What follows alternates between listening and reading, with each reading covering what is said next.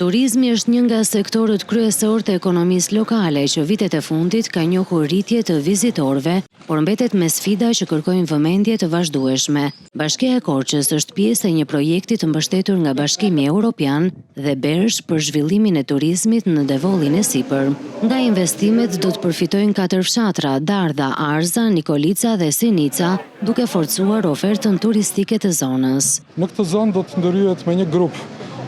projektesh që përfshin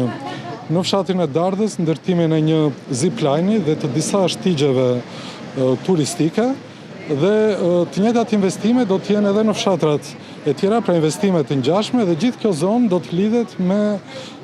infrastrukturë të shtigjeve përkëmbësor edhe të rrugëve për bicikleta, duke kthyer gjithë zonën në një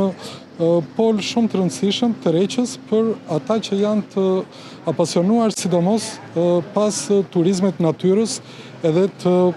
aventurës. Filo bën me dije se ky projekt plotëson kuadrin e paketave turistike që po ndërtohen në të gjithë qarkun, ndërkohë që ka edhe iniciativa të tjera të ngjashme për të ardhmen. Jemi duke punuar edhe me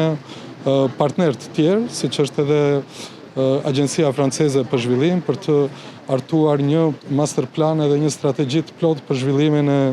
turizmit malor në Bashkinë e Korçës dhe në qarkun e Korçës. Me mbështetjen e institucioneve vendase dhe ndërkombëtare, turizmi në Juglindje po shënon hapa përpara, duke synuar jo vetëm rritjen e vizitorëve, por edhe ndërtimin e një oferte të qëndrueshme dhe gjithëpërfshirëse për vitet që vijnë.